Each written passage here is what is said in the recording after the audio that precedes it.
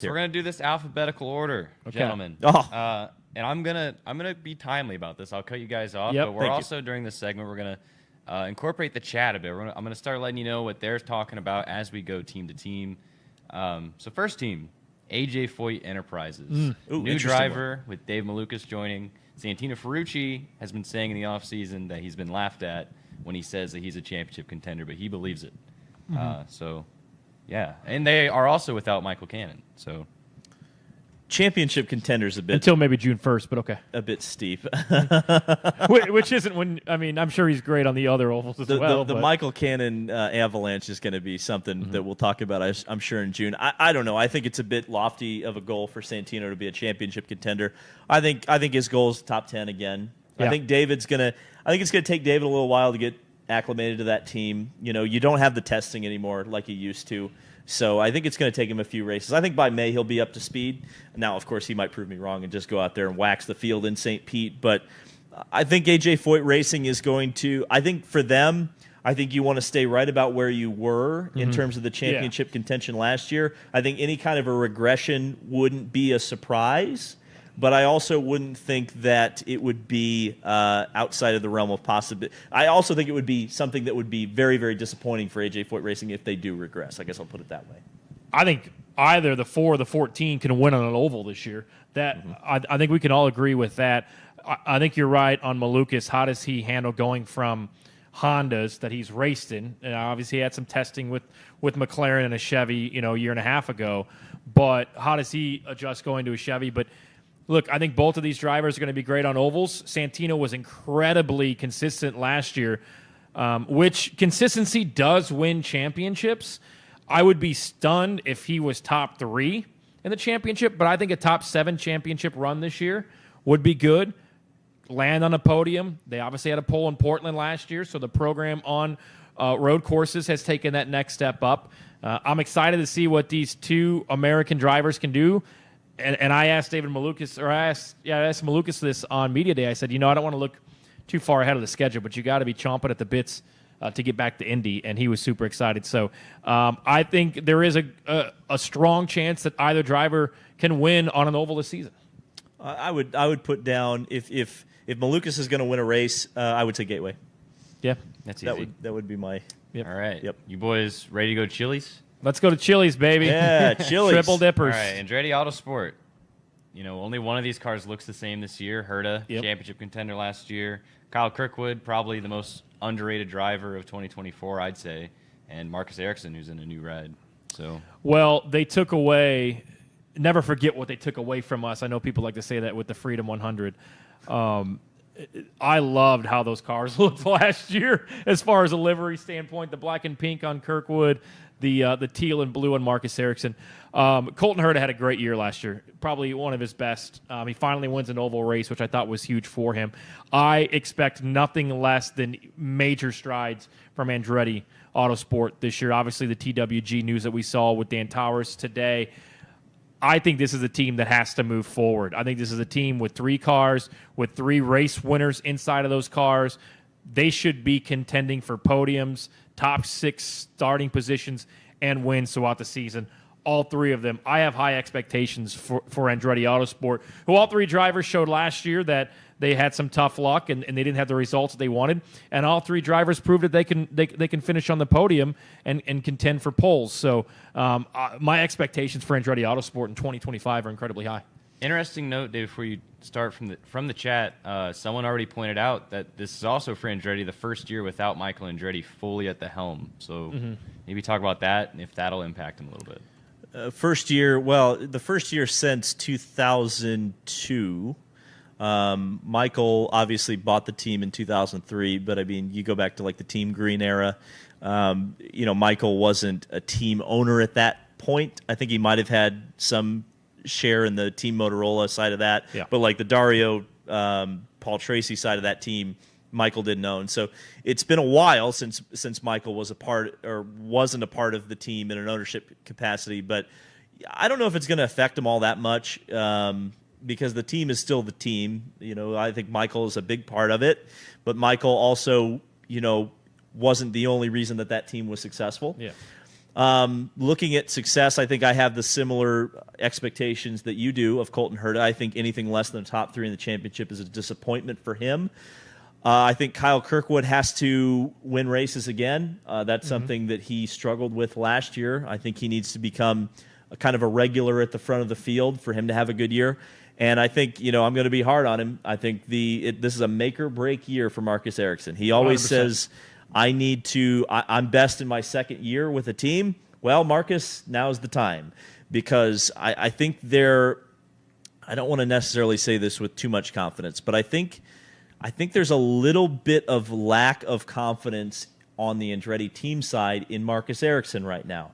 I think Marcus needs to kind of win that side back over to him. I think we all know Marcus is talented. We all know he can get it done. But right now, the favored sons on that team are Colton and Kirkwood. And Marcus is kind of the other guy, right? Who was on Fox and Friends. Yeah. Or perhaps we should say who wasn't on Fox and Friends yesterday, right? It's Colton, it's Kirkwood, Marcus nowhere to be seen. Marcus has got to live up to, hey, I'm an Indy 500 winner. Hey, I can win on street courses. Hey, guess what? I won St. Pete a couple of years ago. I think that's a major storyline this year because I think it's also a contract year for Marcus Ericsson. So he's got to get it done this year. Let me ask you this about Andretti Autosport, or Andretti Global, excuse me, put one in the jar, Andretti Global. Do you feel that there is a level of we have to perform IndyCar-wise because, as we know, Dan's very interested in the Formula One side of things. That's where they're heading. As Kyle mentioned, there's not a lot of sponsorship on these cars. It makes it harder to brush IndyCar to the side when, you've got Colton Herta finishing second in the championship, winning races. Maybe Marcus finishing fifth. If your drivers are consistently in the top 5 and winning races, it makes it hard to say I'm going to walk away from this. Well, the good news is that, and this is going to sound a lot harsher than it needs to sound, but to that point about the TWG group and the fact that they now own a Formula One team, a NASCAR team, an IMSA team. For tax reasons, you need a loss leader. Yeah. And maybe IndyCar is just your loss leader because you look at Chili's on the side of that car. I'm a bit skeptical that there's much cash exchanged in terms of that. You look at Bryant and how small they were on Marcus's car last year, how big they are on the car this year, and of course, Gamebridge is just towerous as it is. But I think there is going to be a question mark. When I bring this up to some people in the industry, they kind of poo-poo it, and maybe I'm just, up a tree somewhere. But to your point, I do wonder if at some point Taurus looks at IndyCar and goes, do we really need to be here with our Formula One program? We'll see in the future. That's probably years away from being a legitimate concern, but I think it's something that in the background we should probably be paying attention to a little bit. You guys could be really jealous when Kyle Kirkwood comes to the media center this weekend and hands out Chili's gift cards to people. Then the NASCAR driver that was sponsored by Chili's at Daytona, he was walking around the media center handing out Chili's gift cards. Yeah, you saw that and you got real excited. Yeah, so Kyle Kirkwood, I tweeted you. I expect at least a $25 Chili's gift card. I already put the TikTok out there that we were the ones who manifested Chili's on that car. Like, there's no way we were making that joke a year ago and they're on an Indy car. Like, well, the joke was that I wanted everybody to come with me to Chili's. And we did. We went to Chili's. The day after the 500, a new tradition. So if I get handed a gift card, we'll use it for the day after the 500, and we'll continue our going to Chili's tradition after the 500. Kyle, next team. All right, let's get into it. Arrow McLaren, Pato, Nolan Siegel, and Christian Lundgaard. I think a lot of people are talking about Lundgaard right now. Yeah, I mean, I mentioned this yesterday. The driver that I'm looking to have the best results early at a new team is Christian Lundgaard. I know we'll talk about this. Toronto comes to mind, the street courses. He's obviously had really good runs in the Indianapolis 500 the last couple of years. I'm excited to see what Christian Lundgaard can do. I put together a power rankings today, had him in it, did not have Nolan Siegel. But I like Lundgaard. I think he wins a race this year. Can Nolan take that next step? He talked about the comfort level that he has going into 2025 of, hey, I don't have to worry about I'm in Indy next and I'm going to go to Coyne and now I'm running a Junko's car. His ride is set. He's ready to go. Obviously did not have a good test last week at Sebring. And for Pato, I think it's continue to win races. He's been great at St. Pete. He's been great at the 500. He's always a threat to win on ovals. But I think Lundgaard is going to take a huge step this year and become. And I'll say I think Lundgaard will become a championship contender this year. I wouldn't go that far. I will say I think Lundgaard will probably win 2 races this year. But it's always tough when you go to a new team for the first time. Yeah, right? and the Honda to Chevy switch is always difficult. Well, I mean, I think he's driving the right engine this year. Yeah. But I think that Christian Lundgaard will be very impressive. I think we're actually gonna be surprised how fast he is because quite honestly, I think Rahal was holding him back a lot more than maybe we realized. Yep. There's a reason that they wanted to keep him as badly as they did, and they were so upset when he left. Put it that way. Yep. So I think Christian Lundgaard 100% is going to be one of the drivers to watch this year. I think he's going to be a hell of an exciting driver to watch. I have something to say on Lundgaard. Yeah. Because he is incredibly fast and insane, but I think the thing about that, the first year at McLaren, when you look back, it took Rossi and Rosenquist a whole season until they got results. Ericsson too, when it was So I think the judge Lundgaard in this first year, that's what we're gonna have to look back on is the Rossi and the Rosenquist, and like you said, Ericsson, because those McLarens. And the other thing I'd want to ask about is how different those cars are to drive versus the other cars. I've heard some, like when Rossi was going through his first season in Rosenquist, like the reason is like something about those cars, the way they're set up, are way different than an Andretti car. Well, it's because no one likes Pato's setup. Yeah. That's the thing. At the end of the day, it's Pato's team, and it's Pato's world, and you're living in it. I think Pato, with Lundgaard, I think you're going to see very, very impressive results. And to Kyle's point, I think you're going to see impressive results compared to the other drivers who have been in that car. Yeah. I think that's going to even elevate it even more. Pato, Indy 500 or bust. You got to win that race. I don't even know if I'm Pato, I don't necessarily care about the championship this year. I think you got to get on the Borg-Warner Trophy. Yeah. From Nolan Siegel's perspective, kind of similar thoughts to the ones I had about Marcus Ericsson. I think it's make or break. I mean, McLaren made a pretty big play for you, young man. It's time to cash the check. It's time to show that you can get up there and run with the big boys. And there were some moments last year where there were some shining examples. I think Gateway was a really good race for Nolan. I think he had another good one on one of the road courses. Yeah. So I think just from Nolan Siegel's perspective, you have to try to get out of the shadow of Pato. You have to try to get out of the shadow of Lundgaard, but then you also have some of that added pressure of how you got the ride. But all of that said, I think that Arrow McLaren is looking pretty good this year. We'll have to see. Well, and with Nolan, it's really finishing races and getting as much laps under your book because this is a rookie's campaign for him, despite the fact that he ran, the latter portion of last year's season. And he's kind of Tony Kanaan's investment, right? We saw how Tony was on his pit stand last year, kind of helping him out after, trying to get him into the Indianapolis 500, even though he was running for Dale Coyne. And now with TK, which the news finally came down that he was going to be team principal, which I think was one of the worst-kept secrets inside the IndyCar world in the paddock. But definitely Nolan just needs to finish races, get those laps underneath, and the results will come. What's next, Kyle? All right. Chip Ganassi Racing. Got Kiff Dog, Kiffin Simpson, Scott Dixon, and the reigning champ, Alex Palou. This is easy. Alex Palou, championship contender, championship or bust. It'll be Palou and power until otherwise someone proves me wrong, which I think there is one person that will prove me wrong. We'll talk about him later. Scott Dixon. Mm-hmm. There's some talk about regression going around IndyCar. Believe it or not, there are some people within the industry that are saying, is Scott Dixon regressing? And I say, probably, but Scott Dixon regressing is still better than 90% of the drivers who have ever driven IndyCar. So Scott Dixon will probably find himself in victory lane once or twice this year. Kiffin Simpson, I love Kiffin. Good dude. We like him being around, but at the end of the day, I think you've got to prove at some point that you belong in a Chip Ganassi racing car. So at some point, I think Kiffin's got to pop off and show me something.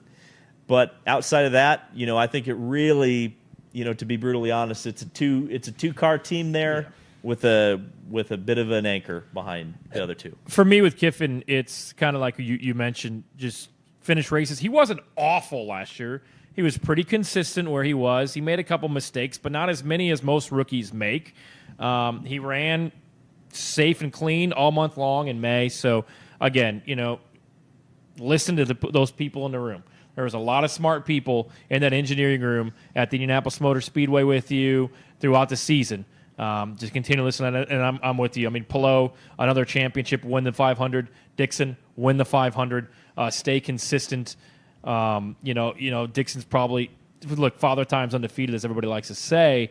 But, yeah, I mean, look, Palou and Dixon, they should be top 5 in the championship. Both of them are battling for that. And, again, and I would say this about Palou, if you really want me to nitpick, it would just be to win it on an oval. Yeah, I was about to say that. We saw McLaughlin and Herta do it last year for the first time, and McLaughlin said, I'm finally starting to feel like an IndyCar driver now because I've won on an oval. So for me, it's to see Palou win on an oval, Kyle. All right. Going next to Dale Coyne Racing, who finally has 2 full-time drivers in Rinus VeeKay and Jacob Abel. Likeable team. Yeah, look, I like Jacob Abel. It's a 1-year deal for him, so I think just knowing the limits of that race car and bringing it back in one piece for Jacob Abel is the way to do it. We have seen that car run top 12. I mean, Toby Sowery had a really good run last year at Mid-Ohio, so it certainly can be done. I would just say for Jacob Abel, be consistent, be in the discussion for Rookie of the Year. And for Rinus, I think it's a prove me year. I think it's a prove that I can be an IndyCar. I deserve to be on a top-tier team. I maybe got a raw end of the deal at Carpenter Racing, so here I am. I'm going to prove it in the 18 car. I think for Rinus, a good season is a handful of top 10s, qualify well at Indy, finish well at Indy, and I guess you see how that propels you through the rest of the summer. Sneaky strong combination here, I think. I think a lot of people are going to be surprised by this team. Mm-hmm. I think that Rinus is very strong. I think he's got something to prove. Yep. And I think that Jacob Abel, while it's going to be a learning year, there's going to be some mistakes, I think he proved that given the time, he can be a very strong driver. He had a lot of time in the Indy Next Series. I finally said that right. And it got him into race winning and championship contending position. Yep. Will he have that time in IndyCar? It's hard to say right now. But what I will say is that I think Rinus is the best teammate for him. They're two likable guys. I think they're going to get along well. And I think Rinus is going to be able to kind of step into that mentor role with Jacob and get him up to speed. So I think there is a better chance of seeing this team be successful than I think a lot of people would give them credit on. I'll say this about Rinus, and you could say it about Colton too. You forget that I think Rinus and Colton are both 23 years old. I mean, they're still young, even though they've been in the sport 5-6 years, and they have that experience. These are still young drivers that are not only changing as a driver, changing as a human being in that aspect. So, I mean, there's no reason why Rinus can't qualify top 15 at the Indianapolis 500 and finish top 10. Kyle. All right. Moving on to Ed Carpenter Racing. This is one of the big talks of the town this year with Christian Rasmussen going full-time. Yep. And the huge addition for that team of Alexander Rossi.